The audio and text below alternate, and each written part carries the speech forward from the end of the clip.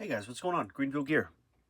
I hope you all are really doing well and having fun in the hobby. All that good stuff. Thanks for watching the channel. I have some Baseball Hall of Fame autographs to show you. 3 of them that have come in recent months and fun pickups. This has been a fun part of my collecting, and I'll show you just sort of what this looks like. If I can get this on camera, I have sort of had this method of picking up Hall of Fame autographs, and then I put them in a one-touch. As you see here, some of them, a couple of them, I think this is Carlton Fisk, yeah, is in a sealed, Topps holder, so that one's a little different, but it's been a lot of fun, and I've been really just focusing on card autographs by Baseball Hall of Famers. I don't really like sticker autos so much, and it's just been a lot of fun. And I think I'm up to 41 of these at this point. And so I have 3 new ones to show off to you. And I guess I'll show them in, alphabetical order. Here's the first one that's new to the collection. This is Ernie Banks. And what a beauty. On card, signature strong here. This is an upper deck issue and a slightly older one. And so, again, as you can imagine, sometimes with Hall of Famers, autographs get a little shakier and a little less vibrant. That just is a beautiful signature. The blue pops, and this was just a big addition for me. And so to have an Ernie Banks autograph just feels like kind of a privilege. And so that was a fun one to add. So that one will get put in the collection. I've got them sitting next to me here. Here's the one touch, and it'll go in that shortly. Up next is a guy who signed a lot. And so his autographs are not hard to get by any stretch. But I particularly love this set. This is actually another upper deck issue. And when they made cards, they, for baseball, they did it right. So here's a Bob Feller, the great pitcher. Nice blue ink on white background. I just love this signature decades set. I would say it's actually one of my favorite autograph sets. I know I have a few in my case here. I can definitely show you one I've already pulled. That's the Feller. For example, here's the Bobby Doerr from that same set.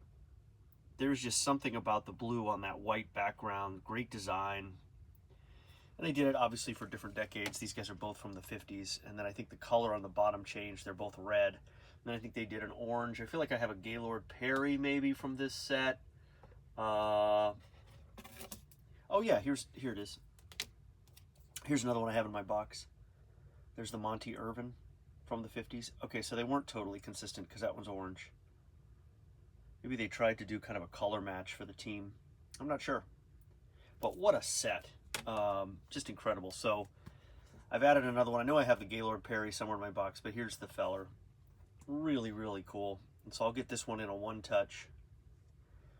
My first Bob Feller, and I'm really focusing on not getting duplicates. So I literally, and maybe some of you have a similar method, to keep track of the autos I have. I just have a note on my phone called Hall of Fame autographs, and well, you can kind of see here. And so I'm just kind of keeping track of them on the ones I have, and that's helped me a lot.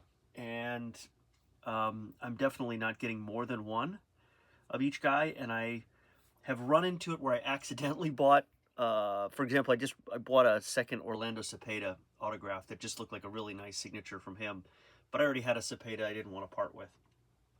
So I'll go ahead and resell the other one and kind of put that money towards a new one. So here's the last one of the video, the third but not least of the pickups. And it's a Paul Molitor auto. This is a Topps Tier 1 green 25 of 25. I just thought that was cool. Nice low number. A lot of these are numbered. Obviously, the upper deck ones aren't. Not obviously, but at least in a lot of the ones I picked up. So here's the Molitor. Obviously, it's got a little chipping on that side, but who cares? Milwaukee Brewer, great. Member of the Hall of Fame. Nice signature on this low-numbered card. It was a no-brainer, and I feel like I got a good deal on this one, too. So, ticked off 3 Hall of Famers. Paul Molitor, as you saw, Bob Feller, and as you saw, Ernie Banks. Pretty cool. They'll get protected in my one-touches with the sort of Greenville Gear system of collecting these autographs, and I'll keep hunting for more and having fun doing it. So let me know if you're a Hall of Fame autograph collector, if you have a kind of way of doing it or collecting them. I'd love to hear it. Or even if you want to talk about how you're storing them. I have purposely avoided, for example, getting Hall of Fame autograph slabs, although I'm feeling like that's going to have to be a subset here at some point. I do like the idea of collecting some on-card playing days autos, but we'll have to see about that one. So who knows how that will evolve. But I'm just having a lot of fun getting these issues from Topps and Upper Deck and so on, and just finding Hall of Famers that physically held the card. I think that's pretty darn cool. So hope you're all well. Thanks again for watching, and I'll see you on the next video. And if you like watching these Hall of Fame autograph videos, definitely go back to my other videos, because I know I have some others as I've built up this collection, and you can check out other ones in my old videos. All right, take care. See you. Bye.